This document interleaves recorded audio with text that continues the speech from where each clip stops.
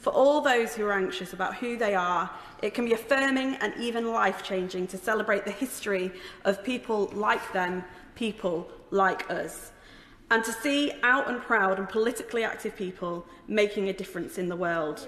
And it is a privilege to stand alongside and follow trailblazers, including members present today, and championed and been that visibility that we needed to see throughout my childhood and many, many others as well. I was 7 in 1997, and you know, I think it's really, really been courageous that even in my lifetime, and when I came out at 14 and went back in the closet, gay was the biggest insult that you could say in the playground. Lesbo was something that was used as well.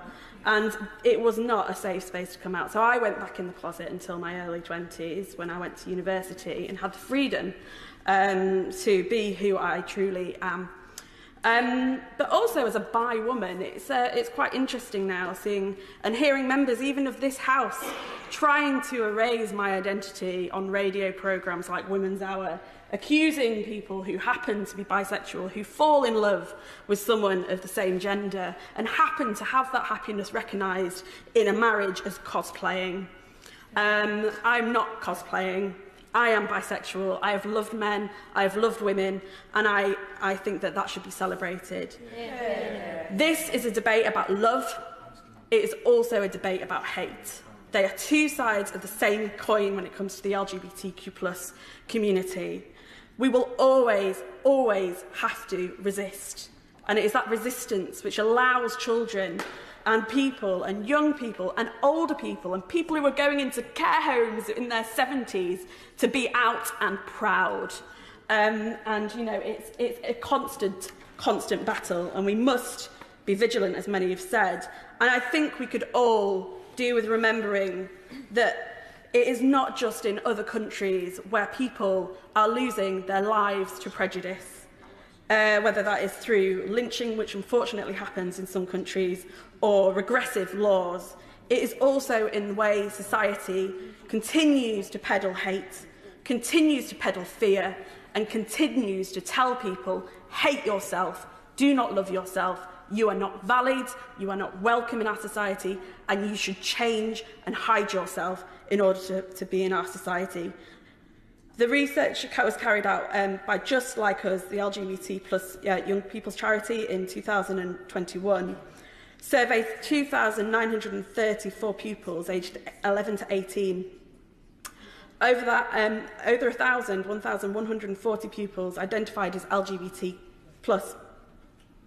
It found that 68% of LGBT+ young people had experienced suicidal thoughts, compared to 29% of young people who were not LGBT+.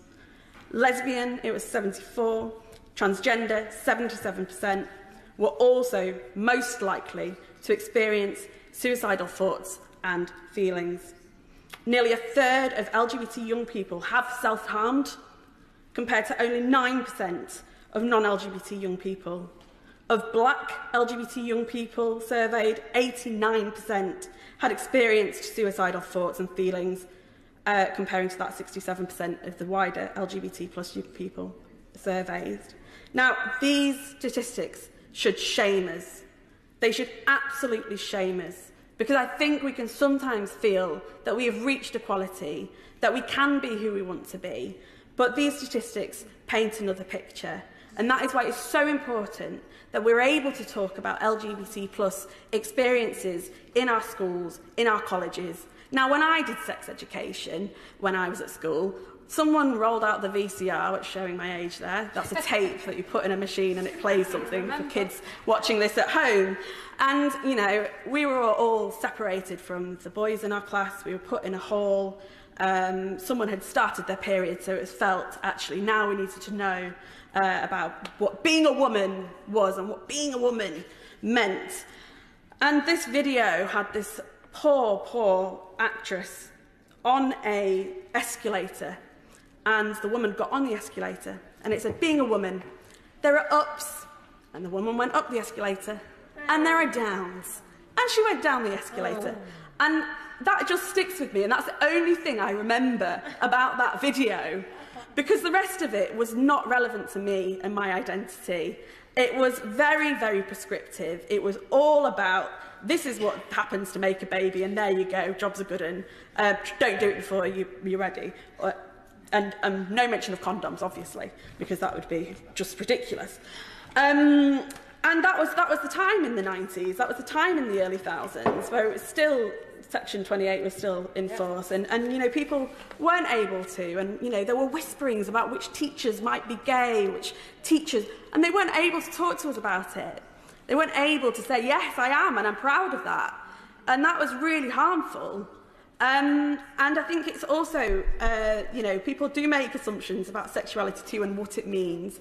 You know, people still see bisexual people as, even within our community actually, as a threat to lesbian or gay areas. You know, we pick a side, we're hypersexualized, we're not real, we're kind of living in a fantasy land. Well, I tell you now, that is absolutely not the truth, and it is true for every member of every category within LGBTQ.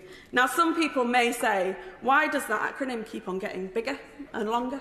And why is it growing? Well, I'm glad it's growing, and I hope in 50 years' time, when openly gay, lesbian, bi, transgender, queer, or whoever else, non-binary people stand up in here, are able to look back and quote our speeches today and say, how horrifying that in 2023 politicians were standing up and saying this. I hope they challenge us. I hope we continue to develop our understanding and acceptance and our tolerance of people.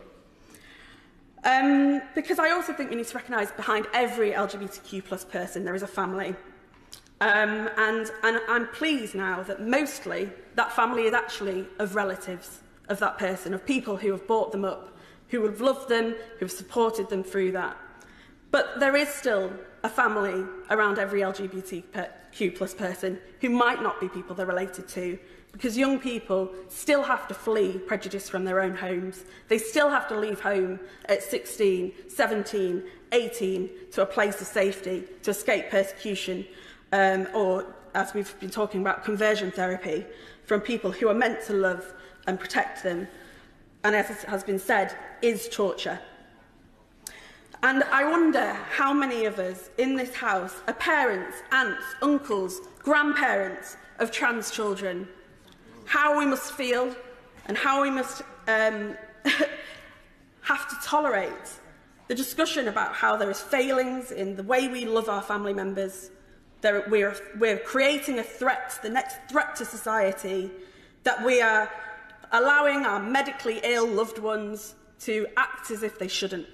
I just think it's absolutely abhorrent. And actually, I say to anyone who is supporting a trans young person, or is trans himself, or non-binary, or lesbian, or gay, you're welcome, and please continue to stand in solidarity with the person that you love, whether that is through a relationship or through as a relative or a friend.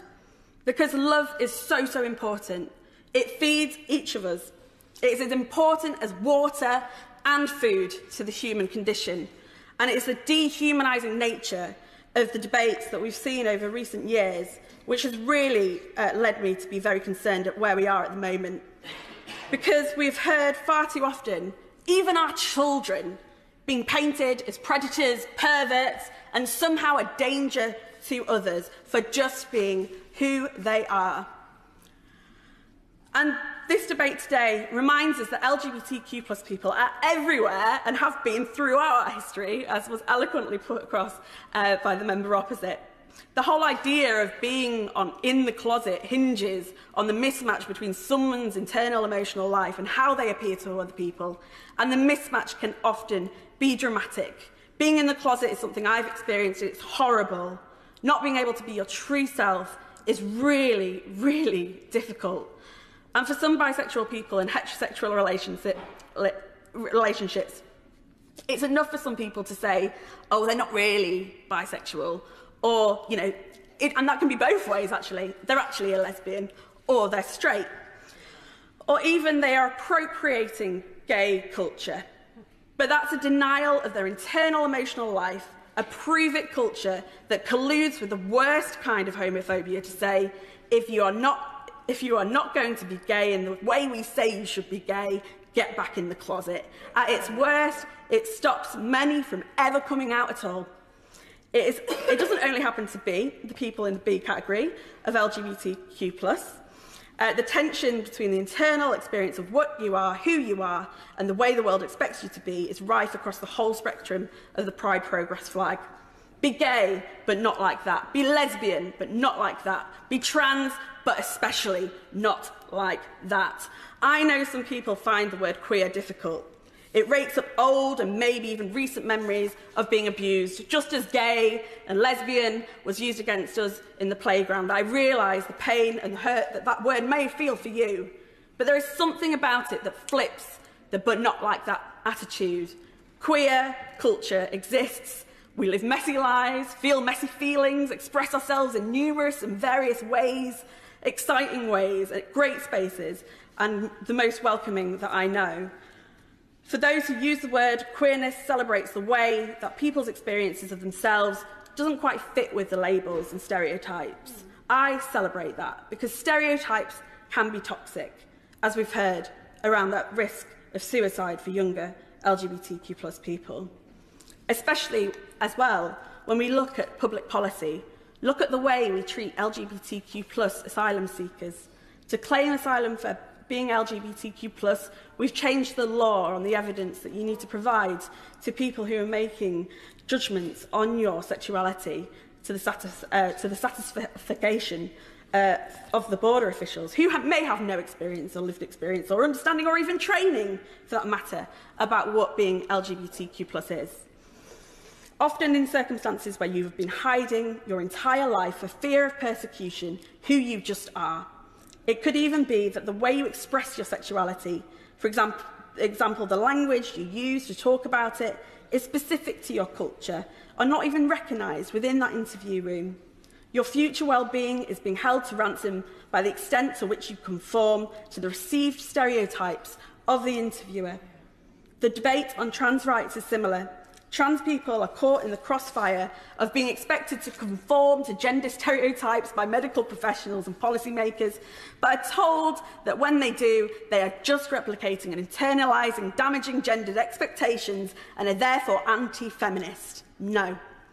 Non-binary people don't even fit into that framework of understanding. They're not even acknowledged as existing. Well, I see you. I see non-binary people. I recognise non-binary people.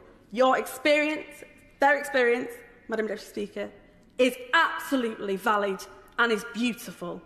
I am so proud that we are getting to a point where we can get outside of these boxes. This approach to the public discussion of LGBTQ+ people must end. Instead, we should respect and take seriously the actual lived experience of all LGBTQ+ people, not dismiss them as illegitimate, appropriationative, that's not a word, or suspicious, it is now. But that means taking the government's consultation on the 2004 Gender Recognition Act seriously and listening to the people who go through the process of getting a gender recognition certificate. Their testimony is harrowing. They talk about being dehumanised and humiliated for simply trying to get the world to acknowledge their existence, who they are. That process must be transformed, and it needs to be demedicalised. We need to get rid of the medieval spousal permission rules, of course, but that cannot just be what we do. And we must end all aspects of the process that reinforce the outdated and old-fashioned expectations of how men and women should behave. But it also means brushing up on the law. The Equality Act 2010, a beautiful piece of legislation that allows people to stand with pride, dignity, respect, honesty. And it makes me proud to be a Labour MP. And it has been a huge leap forward in fighting discrimination and tackling bigotry, allowing young people now to come out proudly, now to come out to communities and be accepted for who they just are, as I keep on saying. The phrase gender recognition certificate appears once in it, in a point about getting married. GRCs are not related to how the Act defines a transgender person or what it says about trans people's access to single-sex services.